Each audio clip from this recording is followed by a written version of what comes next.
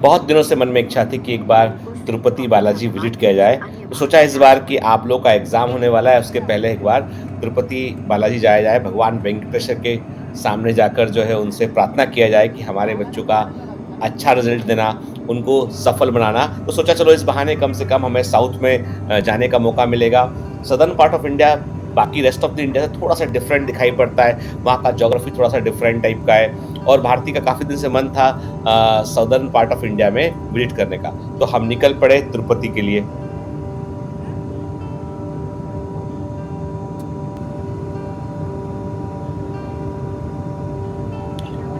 जब आप मुंबई से तिरुपति के लिए निकलते हैं तो पहले आपको हैदराबाद के लिए फ़्लाइट लेनी पड़ती है, फिर हैदराबाद में फ़्लाइट चेंज करके आपको फिर तिरुपति के लिए फ़्लाइट पकड़नी होती है। लंबा सफ़र है और कई घंटों के बाद आखिरकार हम तिरुपति एयरपोर्ट पहुँच ही गए। तो फाइनली हम लोग आ गए हैं तिरुपति।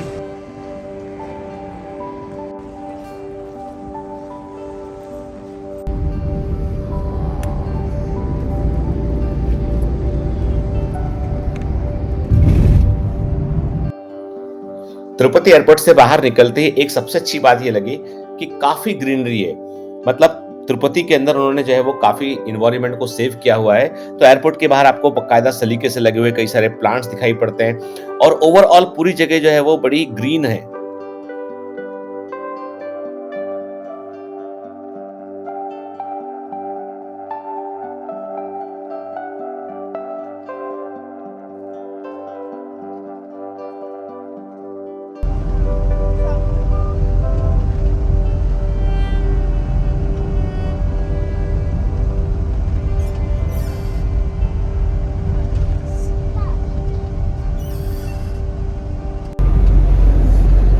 हम निकले कब के बाहर आलिया कब से निकले सुबह हम लोग 6 बजे उठे थे और 8 o'clock निकले हम लोग एयरपोर्ट के लिए।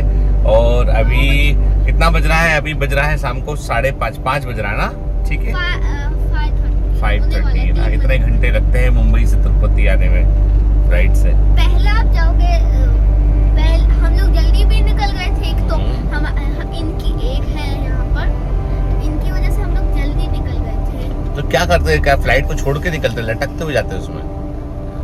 नहीं, मैं कह रहा हूँ कि हम लोग थोड़ा लेट निकल, क्योंकि हमारे पास कोई चेक इन बैगेज नहीं था। बस तुमको बढ़िया अच्छे लॉन्ज में बैठा के तुम्हें खाना खिलाया, वो कुछ नहीं?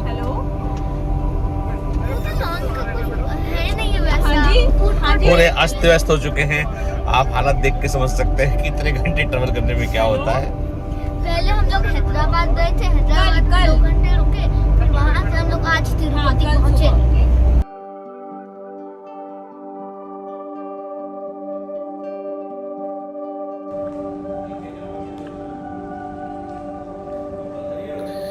आखिरकार हम लोग होटल में पहुंच ही गए। होटल काफ़ी अच्छा है, लेकिन हम लोगों को अभी एक समस्या से और जूझना है। अभी हमको जाना पड़ेगा मार्केट, क्योंकि हमारे पास ड्रेस कोड के कपड़े हैं। जो मंदिर में ड्रेस कोड है एक, उसे फॉलो करने के लिए हमें शॉप पर जाना पड़ेगा। तो हम आ गए फिर साउथ की सबसे फेमस शॉप रामराज में। इस शॉप में ढेर सारे सफेद कपड़े हैं। तो मेरा मन है कि पूछूं कि इतने सफेद कपड़े क्यों है भाई?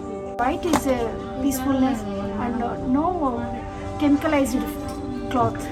So white is preferred to the not wastage is in the pollution. Okay. So that why Ramdas brand is very important. It is famous in entire south. Yeah, Kerala, Karnataka. तो समझ में आई बात, सफेद कपड़े पहनने से पॉल्यूशन कम होता है, ऐसा बताया गया है। तो आप लोग भी जो है व्हाइट कलर को प्रेफर करना आपसे। यहाँ पर आकर मुझे ऐसी फीलिंग हुई, समझ में आई बात कि जो है जब आप पढ़े लिखे ना हो, अनपढ़ हो, तो कैसी फीलिंग आपको आती होगी।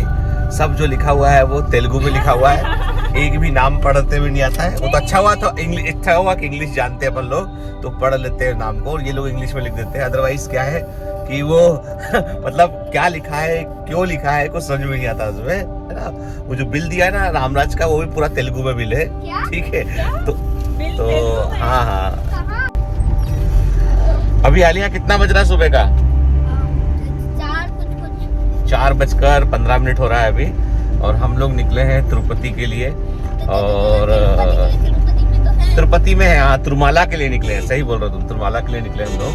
टेम्पल के लिए। तिरुपति देवस्थानम। और हम सब जो है वो वैसे ही यहाँ पे बकायदा ड्रेस कोड है उसको फॉलो। आलिया तुम दिखो जरा, हाँ इन्हें जो है वो रेड कुर्ता पहन रखा है सिर्फ, तो हम लोग जो है वो तैयार होके। आरती कुछ बोलना चाहोगी? मैंने रेड साड़ी पहनी हुई है। मैं हमेशा से तिरुपति जाना चाहती थी। अभी आलिया मुझे पूछ रहा था कि मेरा ड्रीम डेस्टिनेशन क्या है, तो मेरा ड्रीम डेस्टिनेशन यही है ना आलिया?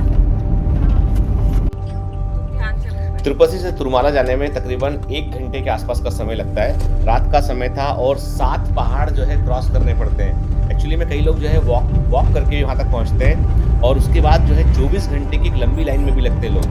खैर हम लोगों को इतना सब कुछ जो है वो नहीं करना पड़ा, तो हम लोगों ने थोड़ा सा क्या किया था कि पहले से अरेंजमेंट करवा रखा था, तो हमको उतना लंबा लाइन में नहीं लगना पड़ा।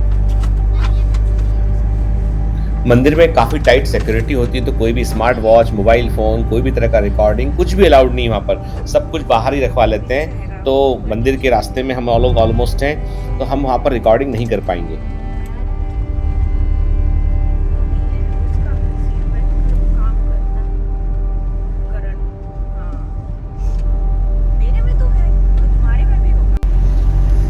कैसा लगा आलिया दर्शन करने के बाद भगवान का? अच्छा लगा। क्यों भारती, तुम्हें कैसा लगा? अच्छा लगा। तो हम लोग अभी भगवान वेंकटेश्वर के दर्शन कर चुके हैं हम लोग, अब लौट रहे हैं वहां से।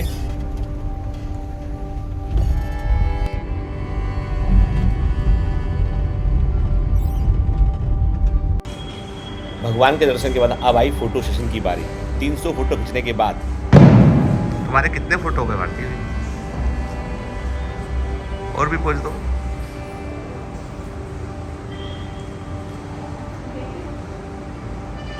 क्या हुआ, पूछ खत्म हो गए?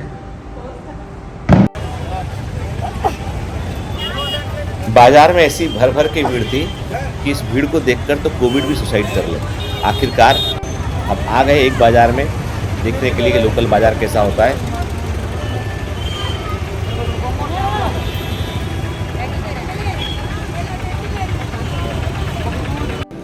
इंडिगो ने एक बार फिर से सिद्ध किया है कि समय पर चलना जो है हमारा कर्तव्य नहीं है।